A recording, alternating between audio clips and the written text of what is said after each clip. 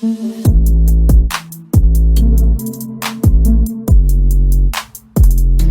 everyone, welcome back to my YouTube channel Biologica 360. Before I start this video, I would like you to please subscribe my channel and also click the bell icon so you do not miss any of the notifications. In my today's video, I will discuss about cell, the structural and functional unit of life. Basically, cells are the building blocks of life. Just as these bricks are the building blocks of this house, in the same way, the cells are the building blocks of life because they multiply and then they differentiate to form a whole multicellular organism. That's why they are called the building blocks of life. Basically, the cells are the smallest and the simplest units that can live independently and carry out all the activities of life.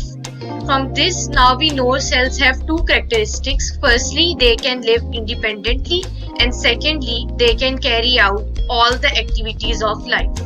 In other words, we can say that cells are the basic, structural, as well as functional unit of life. Cell is just like a factory. Just as in a factory, different machines work together to perform different functions, in the same way, inside a cell, different organelles work together to perform different functions of the cell. Due to their collective efforts, different reactions occur inside the cell, which keep the bodies of animals and plants working. Just as the cells bring in raw materials such as fatty acids, glucose, amino acids, and inorganic salts like nitrates and phosphates, then use these raw materials to make new molecules such as proteins, fats, carbohydrates, DNA, RNA, then use these materials itself or sent elsewhere in the body. Since all the time reactions are occurring inside the cell, so it is just like a chemical factory. Now, before discussing cell structure and organization, let's first look at some of the history related to cell. Who discovered the cell and how? So basically, cell was discovered by a British scientist, Robert Hooke, in 1665. Robert Hooke prepared and studied thin section of cork under a microscope, just like the one you can see in this video. The microscopes at that time were not very strong, but still Hooke was able to make an important discovery with such type of microscope. Hooke observed under the microscope that cork is composed of minute honeycomb-like compartments, similar to the one you can see in this video. As you can see, the cork is made up of tiny units. Hooke named each of these tiny units as cells. So this was the first time the cells were discovered by Robert Hooke. Soon after Robert Hooke discovered cells in the cork, a scientist in Holland, Antony van Leeuwenhoek, made some other important discoveries using his own microscopes and lenses. He was the first person to observe human cells and bacteria with his own microscopes and lenses. Some of the microscopic observations made by him include little organisms that we now call protists. He also discovered unicellular organisms, bacteria. Then he discovered the differences in blood cells, such as the red blood cells and white blood cells. As you can see in this picture, the red blood cells do not have a nucleus, whereas the white blood cells have a nucleus, but the shape of the nucleus in each of the white blood cells is different. Then he also discovered yeast, which were unicellular organisms. Basically, unicellular organisms are the organisms that are composed of single cell, such as bacteria. They are also composed of single cell. Then after the discoveries of Leeuwenhoek, another scientist in 1831, Robert Brown, discovered nucleus inside the cell. While working on his natural research in Austria, Brown studied 1700 plant species. While observing these plant cells, he discovered an opaque spot in the middle of the cell and he named this opaque spot as nucleus. Then one of the most important event in the history of cell is the development of cell theory. Due to the collective efforts of Matthias Schleiden, Theodor Schwann and Rudolf Virchow, cell theory was developed. First of all, Matthias Schleiden was a zoologist who discovered that all plants are made up of cells. Then Theodor Schwann was a zoologist who discovered that all animals animals are made up of cells. Then Rudolf Virchow, who was a German physician, saw cells dividing and forming new cells. Due to this observation, he realized that living cells produce new cells through division. Based on this realization, he proposed that living cells arise only from other living cells.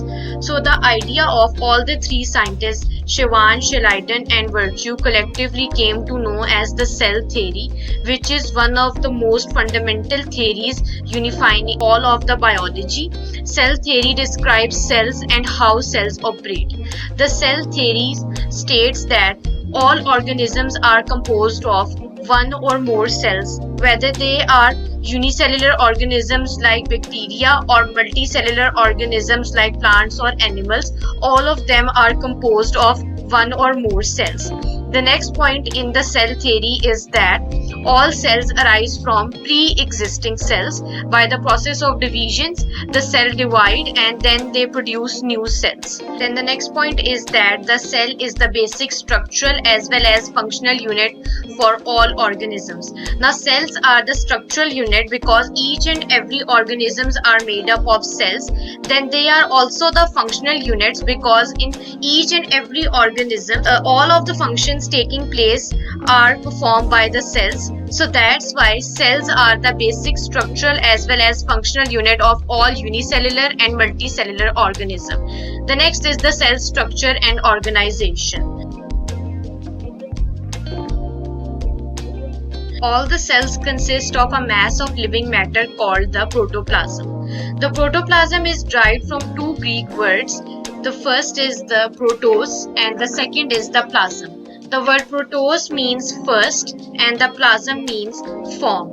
The protoplasm is the ground substance of all the living organisms. Basically, it is the living matter of the cell surrounded by the plasma membrane. Protoplasm is a complex jelly-like substance in which endless chemical reactions are carried out that ensures the life of the cell. Protoplasm is generally divided into two parts, the cytoplasm and the nucleoplasm. Basically, the cytoplasm is that part of the protoplasm that lies outside of the nucleus and it contains different organelles. Then the nucleoplasm is that part of the protoplasm that lies within the nucleus and it contains nuclear materials such as chromosomes and nucleolus. As a whole, we can say that protoplasm is a combination of cytoplasm and nucleoplasm. Now moving towards the composition of protoplasm. It is basically a mixture of many compounds, but the major compound is the water, which is about 70 to 90% of the protoplasm. The rest of the protoplasm consists of mineral salts and organic compounds such as carbohydrates, fats, and proteins. Now the protoplasm exists in two forms. Basically, the first is the sol state, which is liquid-like state, and the second is the gel state or jelly state, which is so called because its consistency resembles that of a jelly. Now whether the protoplasm is in the sol or the gel state, this completely depends upon the physiological state of the cell. Now, the protoplasm varies from cell to cell. This means that the protoplasm of cells that make up one part of our body may be different from that of the cells found in another part of our body. For example, the protoplasm of muscle cells is different from that of the brain cells. So from this now we know that the protoplasm not only differ from organism to organism but it also differ from cell to cell. Now moving towards the basic components of a cell. All the cells consist of three basic components. The first is the nucleus, which controls the life and activities of the cell. The second component is the cytoplasm. It is the place where most life processes occur, and the third is the cell membrane. It is the outermost boundary of the cell. Now we'll start with the first basic component, which is the nucleus. Nucleus is a membrane-bounded organelle that contains genetic material of eukaryotic organisms, and it also controls the life and activities of the cell. Now let's first discuss the structure of the nucleus. So basically, nucleus is irregular or spherical in shape. It consists of a small spherical mass of denser protoplasm called the nucleoplasm, which is surrounded by a membrane called the nuclear envelope. This nuclear envelope is composed of numerous openings, which are called the nuclear pores, that regulates the transportation of material between the nucleus and the cytoplasm. Now, inside the nucleus, a network of long thread-like structure called chromatin is present. Basically, chromatin threads contain hereditary materials. These are the materials which are inherited from the parents. They control the activities of the cell. During cell division, the chromatin threads condense and become highly coiled structure called the chromosome, like the one you can see in this video. Other than chromatin, spherical structure called the nucleolus is also present inside the nucleus, which is involved in the building up of proteins. After nucleus, the next basic component of the cell is the cytoplasm. The cytoplasm is basically the part of the protoplasm that surrounds the nucleus, and it forms the larger part of the cell, and it is the place where most life processes occur. Inside the cytoplasm, various organelles are present. Basically, organelle is a highly organized structure found within a cell which has a specific function. Organelles are embedded within the cytoplasm of eukaryotic and prokaryotic cells, and in more complex eukaryotic cells, the organelles are often enclosed by their own membrane. Some of the examples of organelles present in cytoplasm include mitochondria, which is the powerhouse of the cell. Other than that, there is endoplasmic reticulum, centrioles, which are only present in animal cell. Then there are ribosomes, which are involved in protein synthesis. Then there are Golgi apparatus, which is involved in the packaging and of proteins into vesicles. Then there are lysosomes. In plants, chloroplasts are present, which is the site of photosynthesis. These were some of the organelles present inside the cytoplasm. I will discuss about each of this organelle, its structure and function in detail in my next video. Now moving towards the third basic component of the cell, which is the cell membrane. Basically, cell surface membrane or the plasma membrane is the outermost boundary of the cell, or we can say that the membrane that surrounds the cytoplasm externally is called the cell membrane. It basically acts as a gate that allows the transport of materials into the cell and movement of waste products out of the cell. The cell membrane is a partially permeable membrane, which is the most important characteristic of the cell membrane. Basically, the partially permeable membrane is a membrane that only allows certain molecules or ions to pass through the cell by the process of diffusion, but not all of the molecules. As you can see, this is a structure of a cell membrane, and it only allows selective molecules to pass through the membrane. You can see that only the dark green molecules can pass through this membrane. So basically, it is a partially permeable membrane that only allows selective molecules to pass through the cell. In case of plant cells, other than cell membrane, cell wall is present.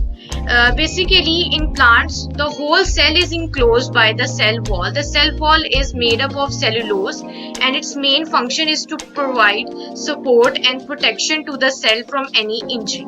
This was all about cell, its basic components, nucleus, cytoplasm, cell membrane, and cell wall. I will discuss about the organelles in my next video. To sum this all up, cell is made up of protoplasm, which consists of nucleus, cytoplasm, and cell membrane. The nucleus, which controls the life and activities of the cell, it is composed of nuclear envelope, nucleoplasm, nucleolus, and chromatin. The second is the cytoplasm, which is the place where most life processes occur, and it contains many different organelles such as mitochondria and endoplasmic reticulum. The next is cell membrane. It is the outermost boundary of the cell, and it is involved in the transportation process as it is a partially permeable membrane. This was all about cell, its structure and organization, its history, and three basic components of the cell. If you have any questions, you can leave it down in the comment box. If you like this video, please give a thumbs up and also subscribe my channel.